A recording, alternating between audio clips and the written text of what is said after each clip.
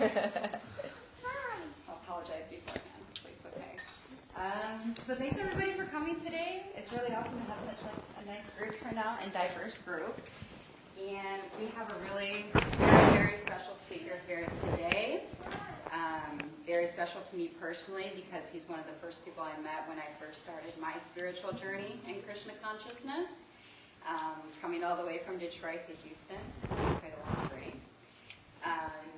I think him and his wife are both extremely special people to me because they're such a great and strong example, one of how to be devoted to your spiritual journey, but also how to show such devotion spiritually, but still be, by material standards, very successful professionally, very successful in their communities, and very devoted to practices outside of their spirituality as well, and bringing their spirituality into all aspects of their lives.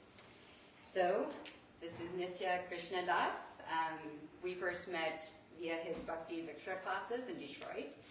He's now a teacher of other instructors of Bhakti and also a teacher of Bhakti Shastri classes. And he is a professor at the University of Michigan in entrepreneurship.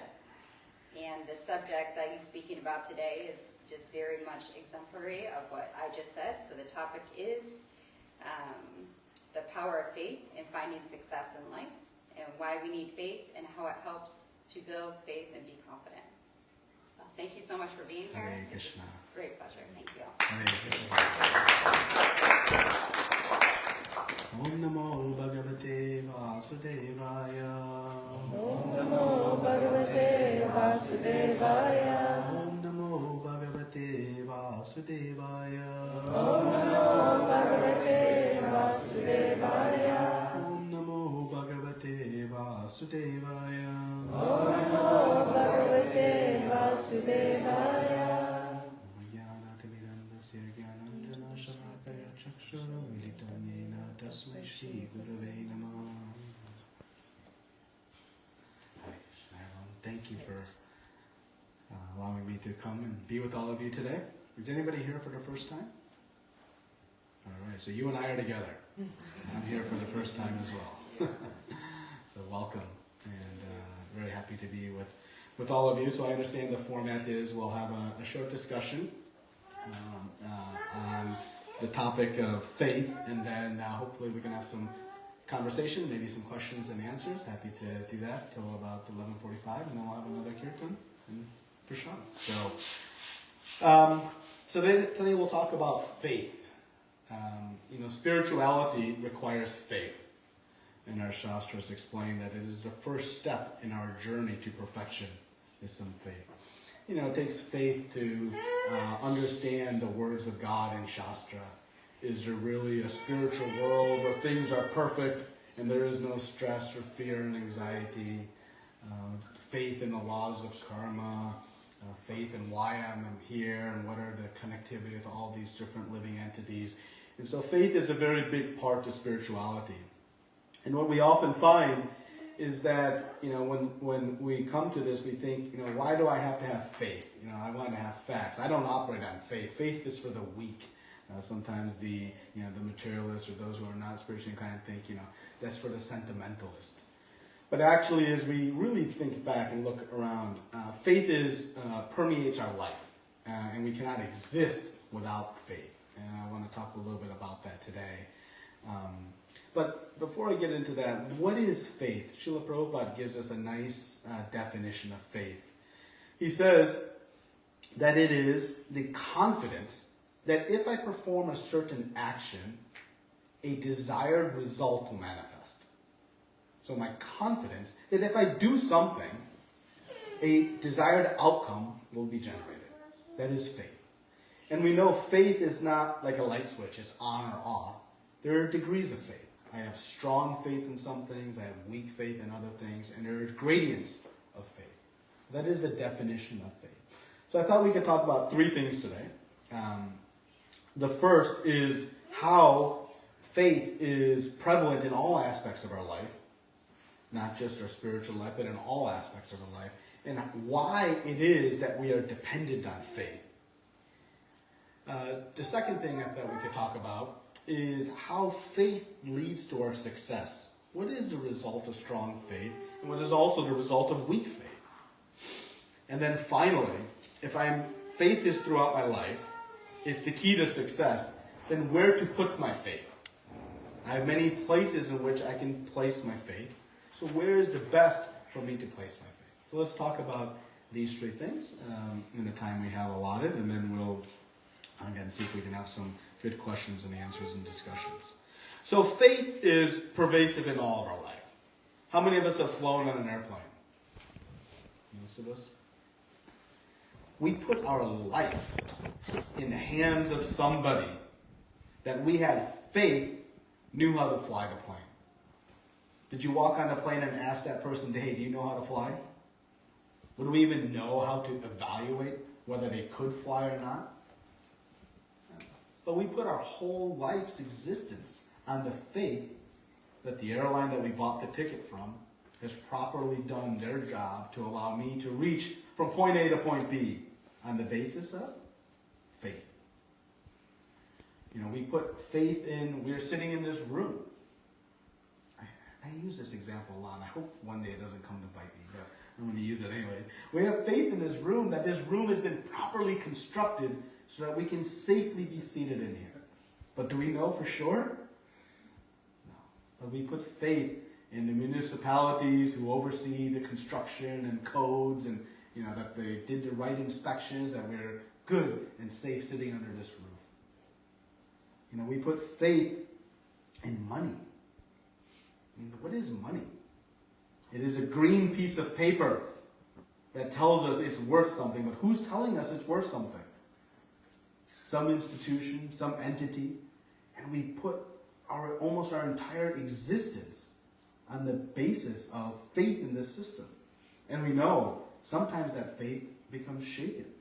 Right? Today, think about it. We don't even see our money. All we see are numbers.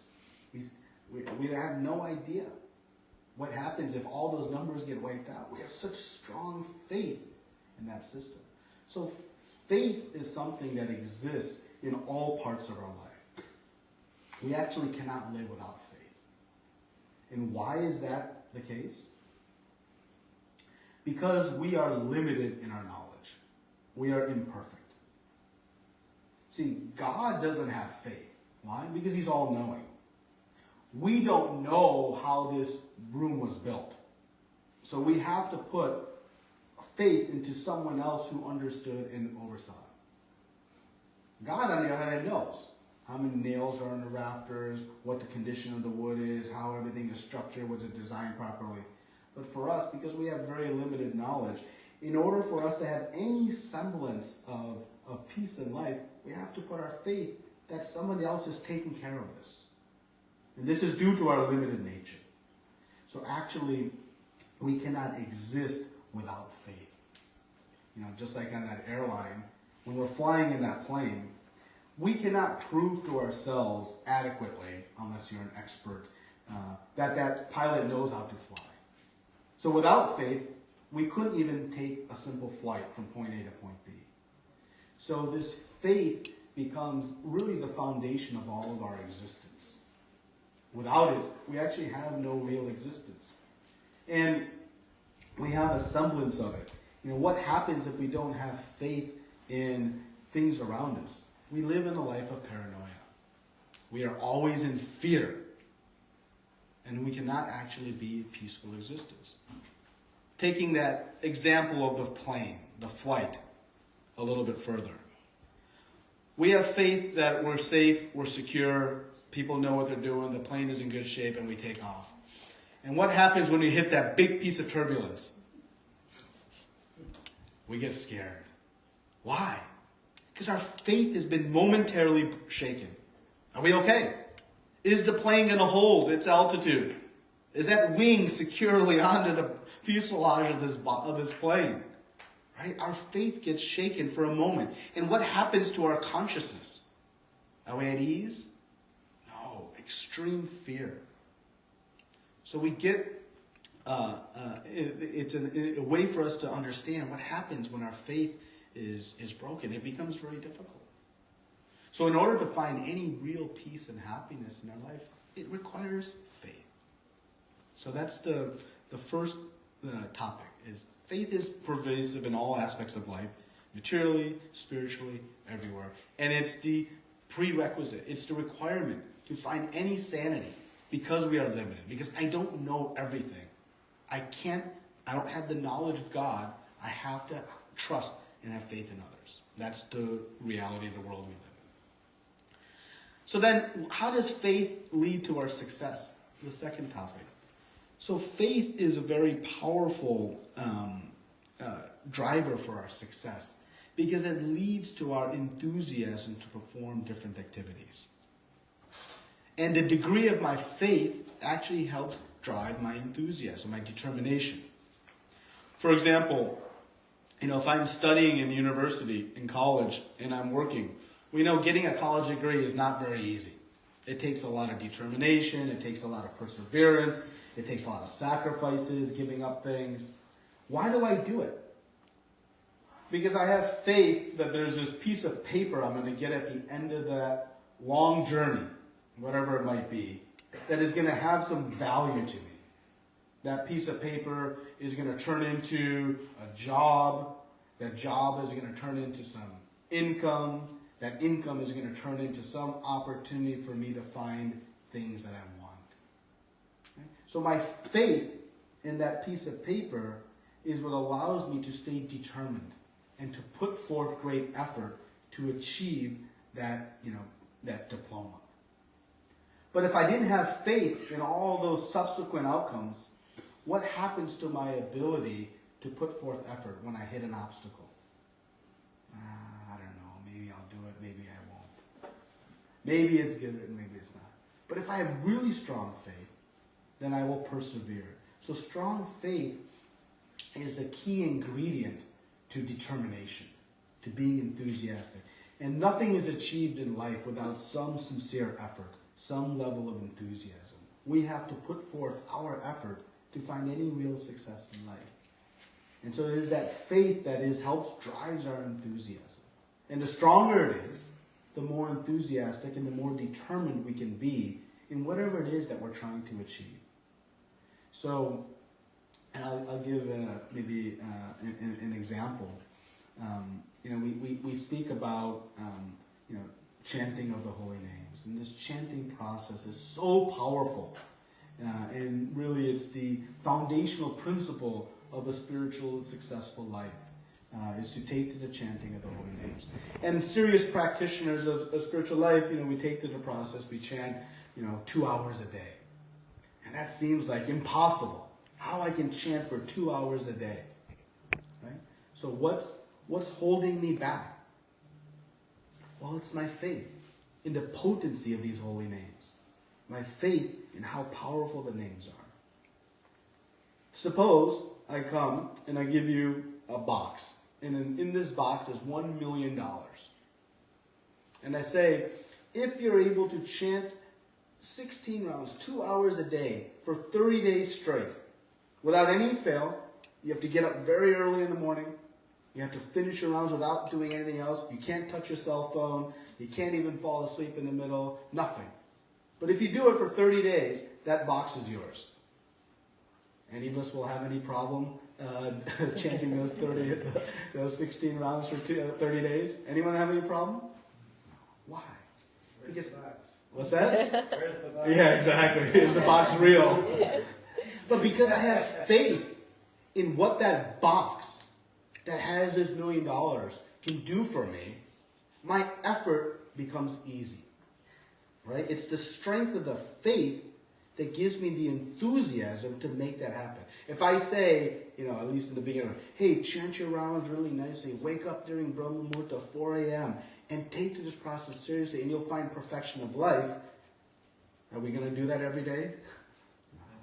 Because our faith is still developing. In reality, what does $1 million compare to eternal peace and happiness? Nothing. You cannot put a price on it. So what is the difference? Why is my enthusiasm to take to that process not quite there? It is my degree of faith. So this faith becomes the ingredient to help us push forward in our enthusiasm. So how do we build faith then? Where do I get it? Do I buy it on Amazon? Do I get it from a friend? Where do I get faith from? So faith is born of two things. When two things happen, it builds faith. First is knowledge, and the second is practice or experience. Suppose I come into this house for the first time, and somebody says that there's running water in the house. Okay? I have some knowledge that there's running water in the house. But what is the degree of my faith that there's actually running water in the house? It's maybe small. It's not absolute yet. I go to the sink and I turn the faucet, and water comes. Now what happens to my faith? It increases. Now the next time I come into this house, I still may have some doubts. Maybe that was a fluke. Maybe the water shut off. And so I have, some stronger faith than the first time, but not full faith. And I go and I turn the faucet and water comes again. Now what happens to my faith? It grows. Okay? So through experience, knowledge is to start. Hey, there's water running in this house. But it is through practice that my faith solidifies and grows into, I don't even think about it. My faith is absolute that there's water in the house. Of course, I'm taking a very simple example to illustrate the point that knowledge is the first step. But knowledge alone will not solidify our faith. If somebody tells me there's water in the house, but still I'll have doubts until I do it myself. So faith in our spiritual life, how does it manifest? It starts with knowledge. We acquire information. But then it solidifies through our practice. Through our doing. Through the practice of spiritual life, our faith grows. And what happens when our faith grows? Our determination grows. Our enthusiasm grows. And the obstacles that we face today become smaller and smaller and smaller to the point where they become nil. Actually, the obstacles don't shrink. The obstacles are always there. What happens? My enthusiasm grows, and those obstacles become very insignificant. And this is the power of faith. So, maybe the final topic is where to put our faith. There is no shortage of places to put our faith. And at the end of the day, we have two main options. I can put my faith in things that we hear from the world around us, from people, from humankind, or I can put my faith in the words of God. I have to pick. Yes, I can do a little bit of both, but at the end of the day, those are my two fundamental decisions. And which is going to lead to my desired outcome. At the end of the day, we're all looking for the same thing, which is to find eternal peace and happiness. I ask a question that I often ask. Anybody woke up today wanting to be unhappy? No. Every day, we wake up with the same goal, the same desire, the same inspiration. And throughout this lifetime and many lifetimes prior, we have been searching for different ways to meet that objective. And so the question is, if I put my faith in the words of God or put my faith in the words of humanity, which is going to lead to the desired outcome? So we know to err is human. And throughout our experience, throughout our own journey in this life, we have put our faith in things that have ultimately proved to be incorrect, wrong. I thought if I did this activity, it would be great, and ultimately it turned out to be bad. Right? And so this happens because we are error prone. But what about when I put my faith in the words of God? God being the perfect source of knowledge actually provides the opportunity for us to develop unbreakable faith. We see in the financial world, I come from the finance world, people's faith in economic systems, in capitalism, it breaks because of failures. Currencies, stock markets, housing markets, different bubbles. Our faith breaks. But what about in the words of God? Our scriptures are so profound and so deep. The beauty is that you cannot find a single instance in the history of mankind, in the history of humanity, where the words of God have been proven incorrect. Where faith in that has led to failure. It has always succeeded. It's always been perfect. And I wanted to share just a couple of things, maybe to help build our faith in Shastra, build our faith in the words of God.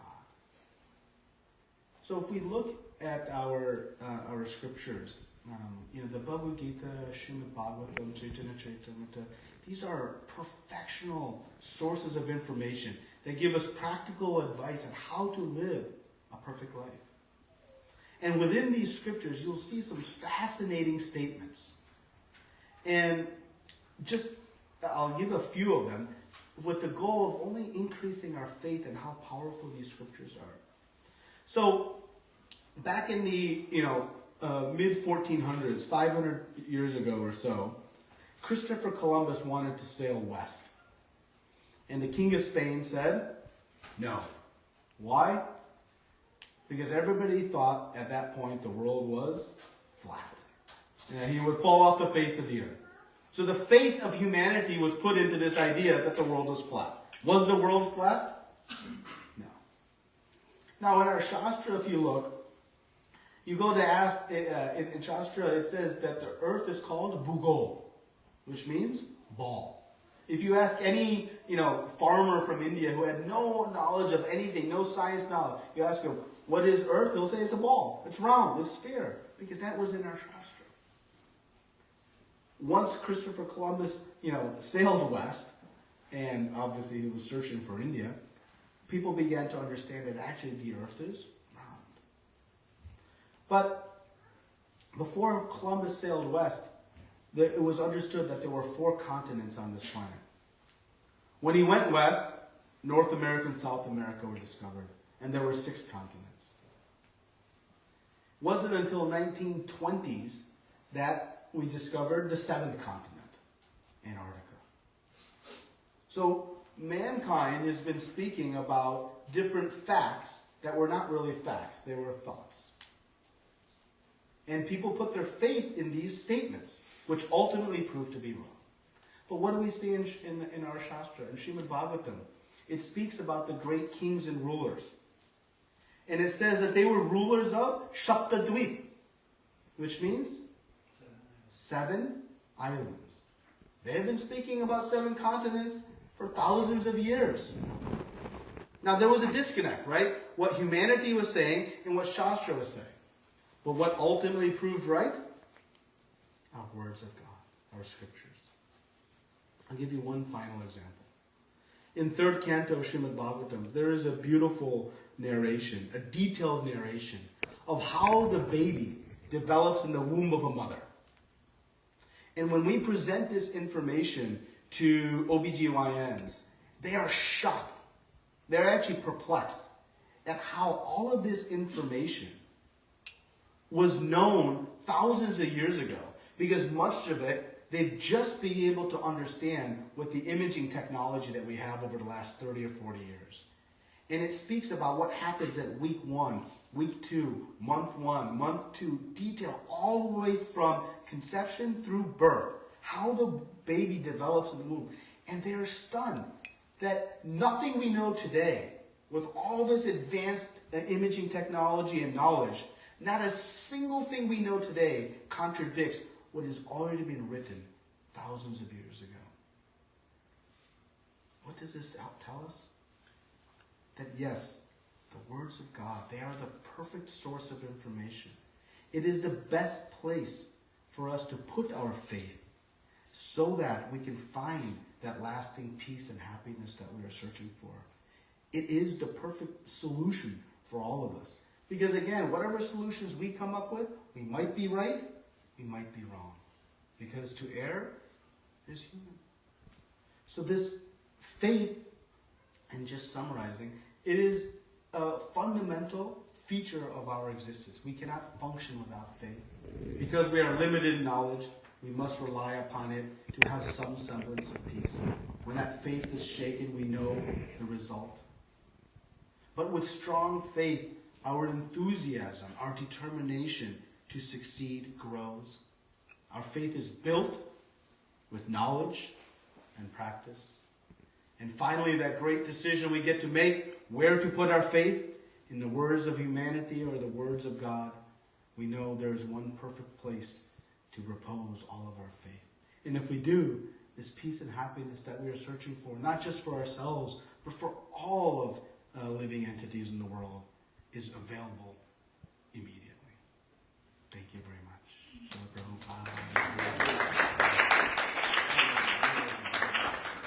Any discussion we can have? We have a few minutes for some questions or comments,